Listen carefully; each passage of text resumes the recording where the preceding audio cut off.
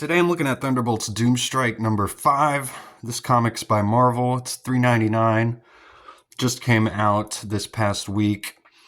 I had not picked up every issue of this miniseries or anything. I've just kind of dipped in and out because I'm a fan of the original Thunderbolts. So when they first showed up in the third issue of this comic, I picked that one up, and this is the conclusion to this miniseries. So I wanted to see how it ended. I was more interested in the storyline going on here in this issue than the artwork or anything else, which is usually the opposite for me as a collector. I'm usually collecting things that, while the story, I have to be invested in that too, because I do read my comic books. I don't just bag them and board them and hope they go up in value. I actually have some investment in the stories, so the story's got to be good too, generally speaking. But the art is what I'm buying comic books for. But in this instance, like I said, I'm not buying this one necessarily for the artwork, although I do love this Lineal Francis Yu cover here. He doesn't do the interiors.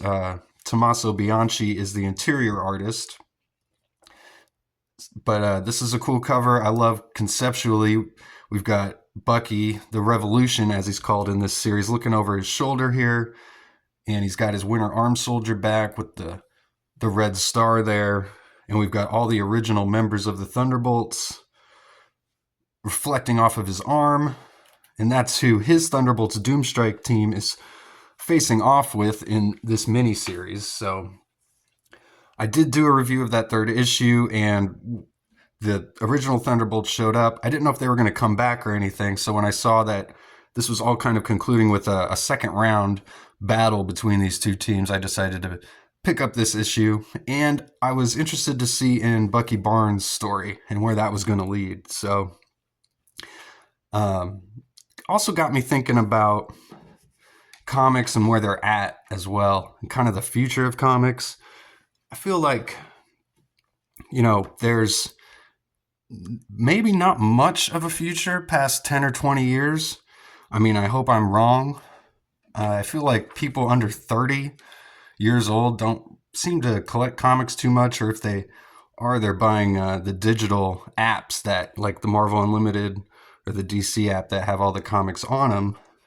So actually buying the physical medium of a comic book, I wonder if, people of my age, guys and gals both, nearing middle age or at middle age or past that, we're the ones really collecting comic books, it seems like. So, and it's the stories that have been going on for 50 or 60 years that I think keeps bringing us back. So that's what I feel like reading this issue. I'm interested in the story of Bucky Barnes. I'm invested in that. I want to see where it's going. He got captured by Doom in the third issue. So like I said, I skipped the fourth issue. And apparently Black Widow put together her own Thunderbolts team as well.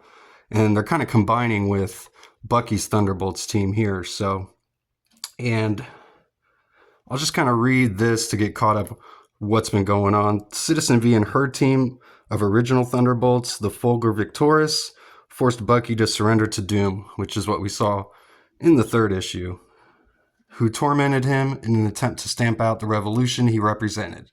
Meanwhile, Black Widow assembled her own Thunderbolts: Sharon Carter, Songbird, AO, Ghost Rider 44, and Captain America, to free Bucky from Doom's fortress. Can revolution strike like lightning one last time? And this issue is called Forward the Revolution. It's written by Jackson Lanzig and Colin Kelly. Don't know why they need two writers for this book, but those two always seem to be a team, a writing team, wherever they go. I wonder if they split the pay. But so we've got them striking down into Doom's castle here, Castle Doomstat, and Captain America has Bucky's original arm. And he says that back in Captain America Sentinel of Liberty number 6, he said he dropped it into the Atlantic with him. The least he could do was give it back. He says, so what do you say, Buck? Permission to join your op? Permission granted, he says. And he's in his like prisoner garb here. And we got Ghost Rider 44, like the old version of Ghost Rider from World War II days. And he mentions, finally got you riding with the Hellhunters. Only took you 8 years.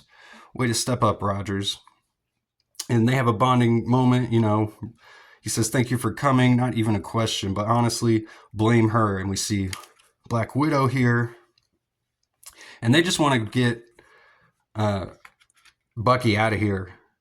They don't want to cause any sort of problems, but Bucky with his eyes, I like this panel here. He says, this is our chance. And he wants to go blow up the castle, scorched earth style. Natasha reminds her that's what got him into this mess, so maybe not such a good idea. So Bucky says, well, let's at least leave Doom a few scars. So, and then Ghost Rider rides off to the extraction point saying, meet you there. So that's the last we see of him. I think they do a good job of juggling all the characters in this book because there are like a dozen characters at least, and they all kind of get something to do. And we see this one panel here. I wasn't sure at first, but after reading through the whole thing, I figured out this was John Walker, and he's being held captive as well by Doom. So you can see he's got the U.S. agent uniform under there barely, so you can barely tell who it is. And Bucky's saying he hopes some of us can make it out alive.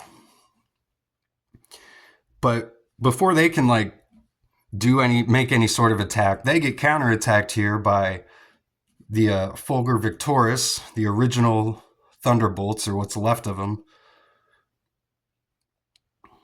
So Bucky says, we're back to the plan, burn it down, after he tells Natasha that he loves her, maybe for the first time. So yeah, that's the other thing too. There's a relationship here between Bucky and Natasha. So I wasn't aware of that, but I do like that. Gives characters something to do, and I'm always a fan of romantic relationships on team books. It just, I mean, it just gives the characters some motivation, something to do. So I like that here, even though that doesn't come into play too much in this issue, and I don't know where it came from. I don't know the backstory between their relationship at all, but we get a nice moment here where Captain America calls out Thunderbolts, and Bucky finishes it like lightning as Cap throws his shield to block Bucky from Moonstone's blast there. And we get the obligatory double splash page. Actually, I'm glad we got a double splash page in this book. There's some books in Marvel where it's actually not a given, but not my favorite drawing or anything, but it does the job. No text here at all. Just an action shot. And we got some Doombots flying in the background as well there. Songbird takes out Mock Doom, who is just like the last remnants of someone she used to love. And Moonstone goes down as well. But then, in kind of an odd moment, Citizen V returns. We hadn't seen her the whole issue, and she got taken out previously. We learned through some dialogue as well, at least I did, that she's an AI construct of Val. So I did not know that, and I don't know what happened to her in the... she says, you thought you could stop me with a bunch of old rocks, and now she's just back. And I don't think she gets a real good reveal here. We just see her back, and we don't even really see her face at all or anything until a few pages later when she's battling Bucky and the fight's pretty much over. We get this one shot of her kicking. But you wouldn't really even know if you were like a new reader who this is or what's even going on here. So I like this shot here. It feels like a callback to earlier in the comic. She's holding the sword to him, saying, this is your chance, Bucky, to sacrifice yourself for everybody and pretend you're a good person. And she says, why on earth do you cling to this childish idea that you have power in anything? And he says, you already know the answer, Val. It's right there in the name, Revolution.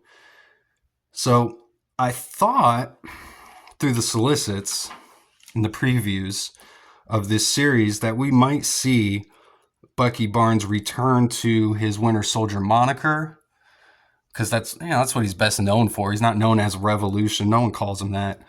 But it seems like they're really trying to make Revolution a thing here. He does get his original, Winter Soldier arm back here in his look, so he gets the look back. But he's continuing on with this name Revolution, which I kind of didn't expect. I was thinking the conclusion of this series would be him turning back into a bad guy, turning into the Winter Soldier and working for Doom. But we get the exact opposite happening here in this series. And we're actually setting up, and I should have known better because they did have the previews out for this new Thunderbolts comic. So I knew this was coming out, where we've got Bucky leading this team of new Thunderbolts here, along with Black Widow. But as you notice, the team that we've got set up here in this comic is completely different than this new team that we're getting, which I think is kind of odd. I would much prefer to see this team with Bucky, Natasha.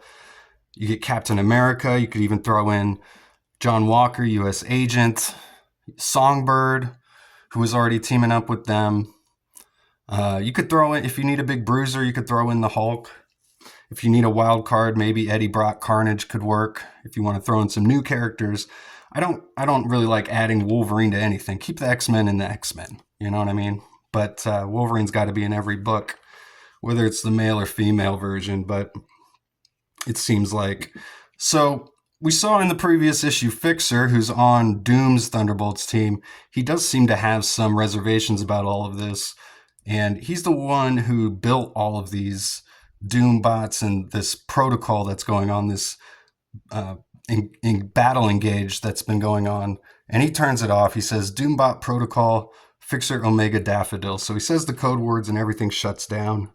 And we see Val Cooper here, the Citizen V. She basically forced to surrender here because she's all alone against Bucky's Thunderbolts. And we see the Fixer sending all of the footage of this to, he's uploading all of this from his iCam, and he says, and the Shelbyville onboard missile footage, he's uploading it all to the public archive. So back in the first issue of this, they blew up Shelbyville, Indiana, with a nuclear bomb, nuclear missile, which is where Bucky was from. And he was sacrificing himself trying to stop it. So they're uploading all the footage of that to the public. We kind of get this epilogue here. They're meeting up in this diner in Shelbyville, Indiana, and they see footage on the news of all these revolutionaries taking up the cause for the revolution, Bucky Barnes, and they're attacking all these Doom strongholds. So they know that all the work that they did was not in vain, and it's actually, the revolution is happening. They're having an effect on people, and they're turning against Doom. And then they drop the change here, and they leave to go start this new Thunderbolts team. So, and the change almost looks like they took some found images, some photographs, and photoshopped them in there. I think they did that on purpose for that specific look. Looks different than everything else in the book. But so this One World Under Doom is going on for a few more months. And to me, I haven't been reading any of that. This is the only One World Under Doom book I've been reading. I don't know if I'm going to jump on or not. I don't think this really convinced me to go start reading any of the One World Under Doom stuff.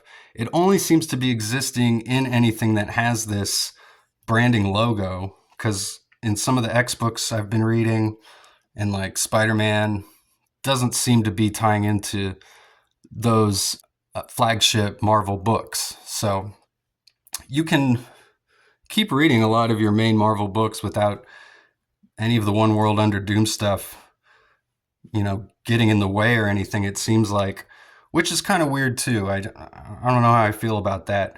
It doesn't. On one hand, you've got characters in here talking about how Doom is taken over the whole world, and reading some of the other Marvel books, you wouldn't even know. So kind of weird, but this was a cool issue. I'd say if you're a fan of Thunderbolts, go pick this up. It's definitely kind of a important part in the history of the Thunderbolts, you might say. So, and it progresses the story of Bucky Barnes, though not in the way that I had necessarily hoped or thought it would, but a cool story here. And thanks again for watching. Go see you guys on the next one.